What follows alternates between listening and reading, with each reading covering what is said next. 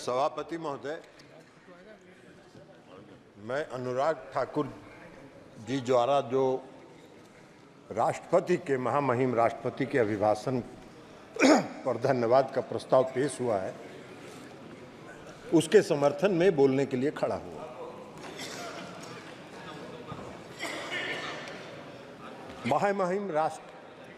महामहिम राष्ट्रपति महोदया ने अपने अभिभाषण में पिछले 10 वर्षों में इस देश के आदरणीय प्रधानमंत्री नरेंद्र मोदी जी के नेतृत्व में जो काम किया है उसका दर्पण उस राष्ट्रपति के अभिभाषण में है। और अभी आने वाले बजट में जब अगले सत्र में इस देश के लिए बजट पेश होगा तो उस समय 5 वर्षों के कार्यक्रम के साथ परफॉर्म, रिफॉर्म और ट्रांसफॉर्म का पूरा संकलन और पूरा उसका विस्तृत ब्यौरा पेश किया जाएगा। महोदय, प्रधानमंत्री जी ने तीसरा कार्यकाल पूरा किया, तीसरा कार्यकाल उनका प्रारंभ हुआ और इस देश की जनता ने तीसरे कार्यकाल के लिए उनको मत दिया, वोट दिया और पूर्ण समर्थन के साथ सरकार बनाने का बहुमत दिया। लेकिन पूरे चुनाव के दौरान क्या प्रचार हो रहा था? पूरे चुनाव के दौरान जो अभियान देखिएगा और जो खास करके विरोधी दल के नेता का आज जो भाषण था और उनके चुनाव प्रचार का जो भाषण था, अगर दोनों को मिला के देखिएगा तो लगेगा कि वही आज भी राष्ट्रपति के अभिभाषण पर नहीं, चुनाव के प्रचार में, पब्लिक मीटिंग में भाषण दे रहे हैं। इस तरह के दुष्प्रचार, संवैधानिक संस्थाओं पर हमला, आज भी संवैधानिक संस्थाओं पर हमला कर रहे थे, आज भी लोकसभा के अध्यक्ष की संस्था पर हमला कर रहे थे और उस समय भी संवैधानिक संस्थाओं पर उन्होंने हमला किया, लेकिन जनता ने रिजेक्ट कर दिया। जनता ने उसको रिजेक्ट कर दिया। जनता ने जो मोदी जी का सबका साथ, सबका विश्वास और सबके विकास का जो मूल मंत्र था उसको स्वीकार किया और पूर्ण बहुमत की सरकार बनाने का जनादेश दिया। लेकिन क्या कीजिएगा, आज भी वो बोल रहे थे। अब आपको हम एक बात बताना चाहते हैं कि देश की जनता ने जो तीसरे कार्यकाल के लिए मोदी जी को जो समर्थन दिया है उसका स्पष्ट संदेश है कि भ्रष्टाचार पर जो आपने हमला किया है उसको जारी रखिए और इस देश से भ्रष्टाचारियों को समाप्त करने का काम करिए। इसके लिए इस देश की जनता ने दिया है। अर्थव्यवस्था में सुधार के जो कार्यक्रम आपने चलाए हैं उस कार्यक्रम को चलाए रखिए और देश की अर्थव्यवस्था को दुरुस्त करिए। इसके लिए देश की जनता ने मोदी जी को तीसरे कार्यकाल के लिए अपना बहुमत दिया है। मोदी जी को गरीबों की सेवा करने के लिए जो उनके कार्यक्रम चलते रहे उस कार्यक्रम पर मुहर लगाया। देश की जनता ने इनको रिजेक्ट किया, इनको अस्वीकार किया। इसलिए मोदी जी को जो तीसरा कार्यकाल मिला है वो विकसित राष्ट्र बनाने का जो मोदी जी का संकल्प है उस पर आगे बढ़ने के लिए देश की जनता ने मोदी जी को तीसरे कार्यकाल के लिए अपना मुहर लगाना और अपनी स्वीकृति दी है। लेकिन सभापति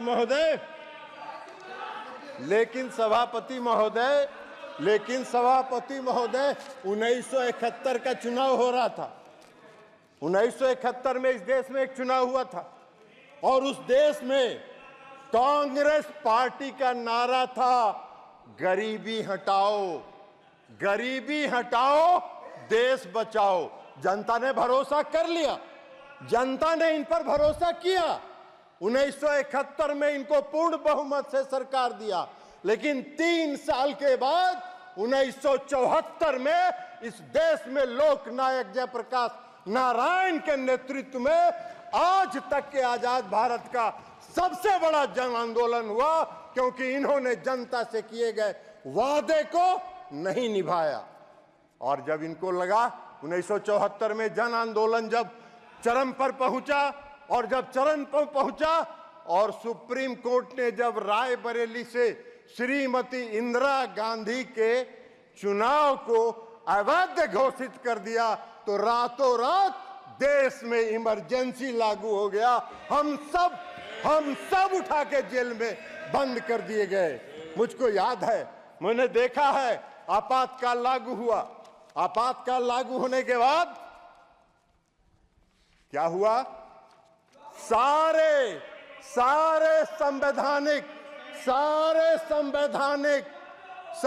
संवैधानिक और देश की जनता का जो फंडामेंटल राइट था वह राइट बंद कर दिया गया।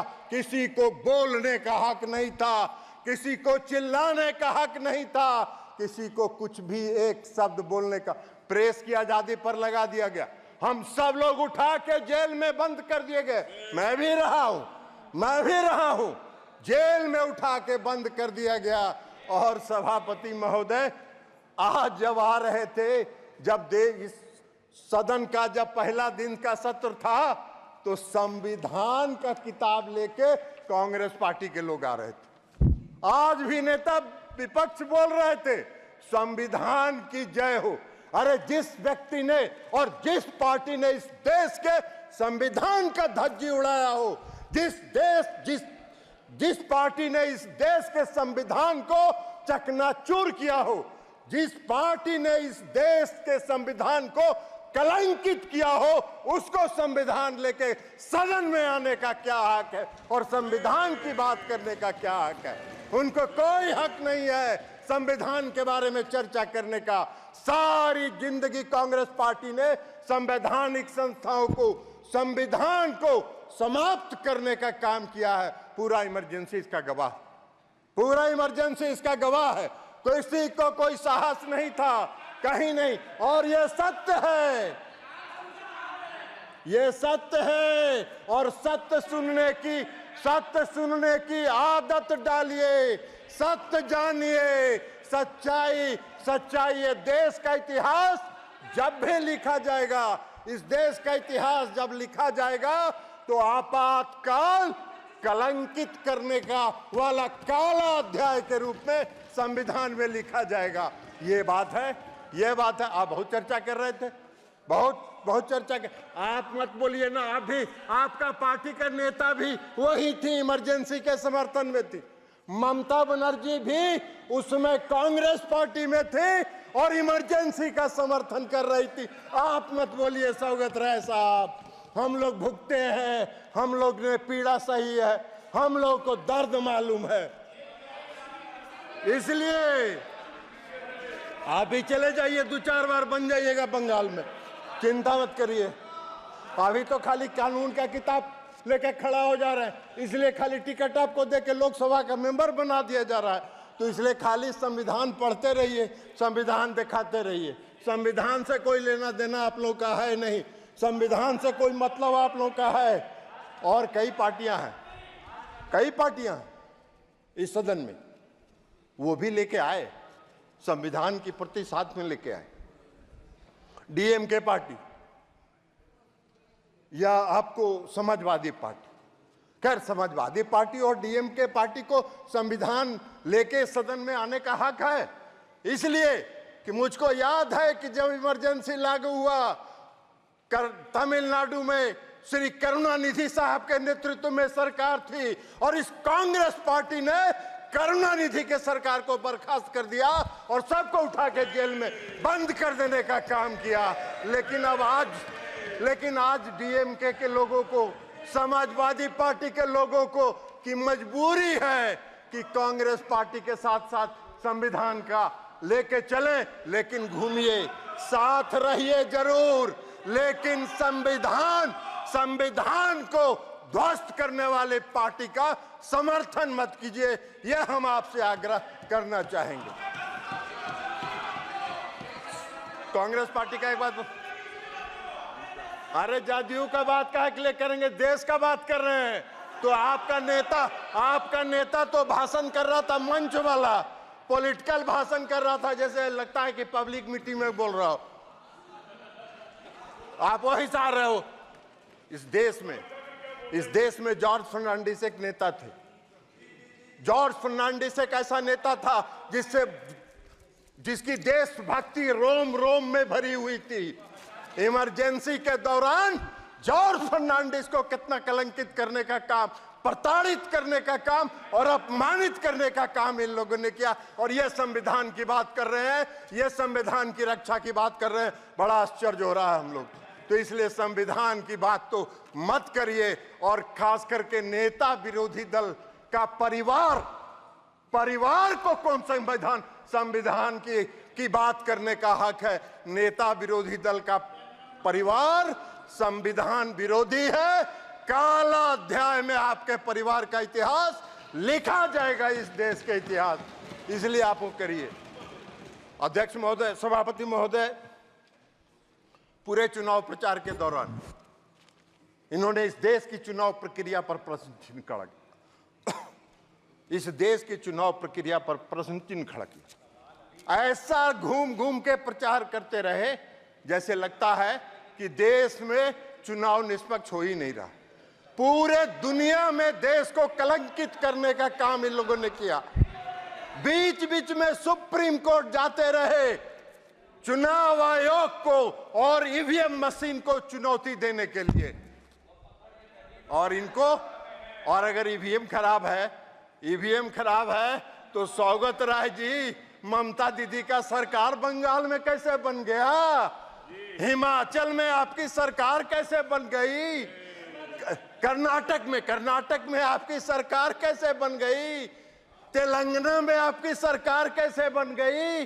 अगर ईवीएम खराब है तो जब आपको मिल जाए तो बड़ा आनंद में, और जब हारने का बारी आए तो ऐसा शो करिए कि जैसे लगता है कि निष्पक्ष चुनाव नहीं हो रहा है, बेईमानी से कोई जीत रहा है। अरे देश की जनता कभी आप पर भरोसा नहीं करेगी।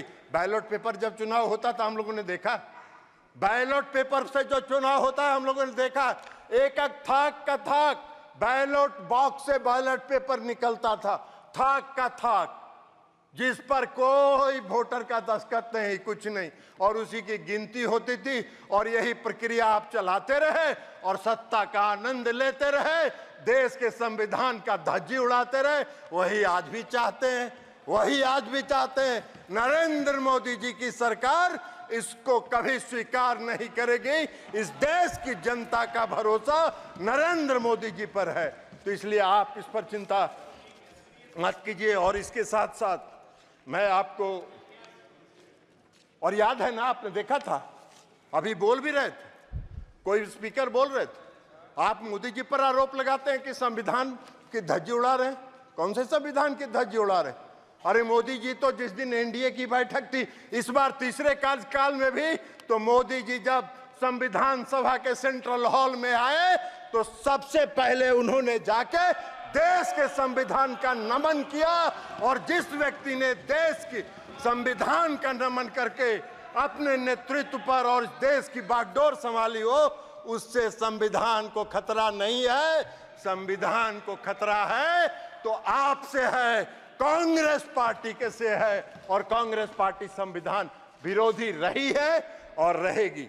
प्रधानमंत्री जी ने कई योजनाएं चलाई, पीएम किसान निधि योजना, और जो आज विकास का दर है, ये दर आज हम 5वें नंबर पर थे, हम अर्थव्यवस्था में 11वें नंबर पर थे, और हम 10 वर्ष में 5वें नंबर पर आ गए। और मोदी जी का लक्ष्य है, मोदी जी का संकल्प है, आदरणीय प्रधानमंत्री मोदी जी ने घोषणा किया है कि 5 वर्षों में सब दिए थे। अरे सब बता रहे हैं, आपको बता दिए हैं। आपका वही चरित्र है। अभी उनके साथ घूमिए, नेताजी की आत्मा ऊपर से रो रही होगी। अरे नेताजी की आत्मा रो रही होगी। 11वें स्थान पर था, आज अर्थव्यवस्था 5वें स्थान पर है। और मोदी जी का संकल्प है कि 5 वर्षों में तीसरे स्थान पर पहुंचाएंगे। अकेले भारत का अकेले भारत का जो योगदान है इस दुनिया के विकास दर में वह 15% है। यह मोदी जी की सरकार की उपलब्धि है, आपके सरकार की उपलब्धि नहीं है। इसके अलावा आज यहाँ प्रहलाद जोशी जी बैठे हैं, रिन्यूएबल एनर्जी देख रहे हैं। ये रिन्यूएबल एनर्जी आने वाले समय में इस देश में अगर ऊर्जा पर और बिजली के लिए अगर आत्मनिर्भर होना होगा तो रिन्यूएबल एनर्जी पर ही, वही एकमात्र स्रोत है जिस पर आपको आत्मनिर्भर होना होगा। थर्मल से आपकी जरूरतें पूरी हो सकती हैं, अभी तत्काल लॉन्ग रन के लिए वह उचित नहीं है। और जो पीएम सूर्य घर मुफ्त बिजली योजना प्रधानमंत्री जी ने चलाई है, उससे इस देश के बिजली का उत्पादन सोलर प्लेट के माध्यम से बढ़ेगा, और जब बढ़ेगा तो देश बिजली के क्षेत्र में आत्मनिर्भर होगा। और थर्मल से आपकी जो उसके ऊपर जो आपका है, हाँ, उसके ऊपर जो आपका डिपेंडेंस है वो डिपेंडेंस घटेगा और आप अपने घरों में बिजली उत्पादन करके बिजली को आगे बढ़ा सकते हैं। पीएम किसान सम्मान निधि, प्रधानमंत्री मोदी जी का जो गरीबों के प्रति संकल्प है, 80 करोड़ लोगों को तो मुफ्त अनाज दे ही रहे हैं। पीएम किसान सम्मान निधि भी आज जो उन्होंने दिया है लगभग 20,000 करोड़ रुपए से ज्यादा उन्होंने किसानों को दिया है। और इस कार्यकाल की शुरुआत के साथ भी प्रधानमंत्री जी ने 20,000 करोड़ रुपया जारी करके लोगों को घरों तक, लोगों को पीएम किसान सम्मान निधि पहुंचाने का काम किया है। पहला फैसला मोदी जी की सरकार ने किया कि 3 करोड़ लोगों को घरों का निर्माण कराया जाएगा। ये बहुत बड़ा निर्णय है, ये संकल्प शक्ति का प्रतीक है। और मोदी जी ने जो इस देश की जनता को जो वादा किया है उस वादा को पूरा करने के प्रति उनका जो संकल्प है, उस संकल्प को दृढ़ शिक्षा शक्ति को दर्शाता है। और इसलिए हम राम महामहिम राष्ट्रपति के अभिभाषण का समर्थन करते हैं और कांग्रेस पार्टी को संविधान विरोधी घोषित करते हैं। इनको याद है 1984 में जो यहाँ दंगा हुआ था, दिल्ली में दंगा हुआ था, हजारों की संख्या में कांग्रेसियों ने सड़क पर घूम के सिखों की हत्या करने का काम किया था। और ये लोकतंत्र की बात करते हैं, ये संविधान की बात करते हैं। इनको कोई हक नहीं है। बहुत बहुत धन्यवाद।